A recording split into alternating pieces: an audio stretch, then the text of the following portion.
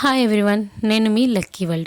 ఈరోజు ఎంతో టేస్టీ మామిడికాయ పప్పు చేసేసుకుందామా. రెసిపీ అనేది చాలా సింపుల్ అండి. మీకు ఎంత పప్పు కావాలనుకుంటున్నారో అంత పప్పుని తీసుకొని 2-3 టైమ్స్ వాష్ చేసేసుకోవాలి. ఇందులో ఒక మీడియం సైజ్ మ్యాంగో అయితే యూస్ చేస్తున్నానండి.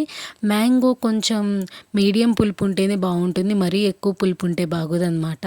ఇంకా మ్యాంగోతో పాటు ఒక ఉల్లిపాయ, ఒక టమాటో అయితే కోసుకొని మనకి ఎంత వాటర్ కావాలో నేనైతే ఒక glass కందిపప్పుకి 3 glasses of water పోసుకుంటున్నానండి.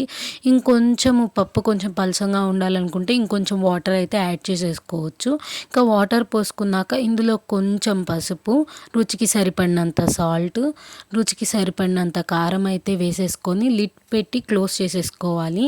3 whistles వచ్చేంత వరకు అయితే ఉంచుకోవాలండి. ఒక విజిల్ హై ఫ్లేమ్లో, మిగతా 2 విజిల్స్ లో ఫ్లేమ్లో అయితే పెట్టుకొని ఉంచుకోవాలి.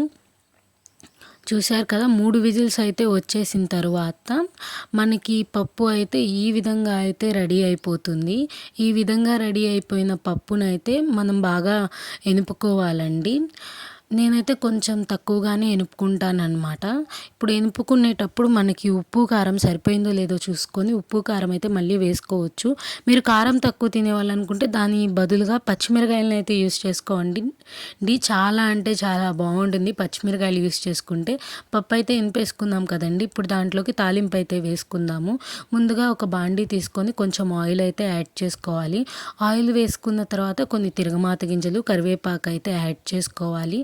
కరివేపాకు, తిరగమాత గింజలు బాగా వేగిన తర్వాత కొన్ని చిన్నులపాయలు కచ్చాబచ్చాగా దంచుకొని అయితే వేసుకోవాలండి. చిన్నులపాయలు పప్పులో వేస్తే ఆ స్మెల్, ఆ టేస్ట్ వేరే లెవెల్ ఉంటుందిలేండి. ఖచ్చితంగా చిన్నులపాయలు అయితే మిస్ చేసుకోవద్దు.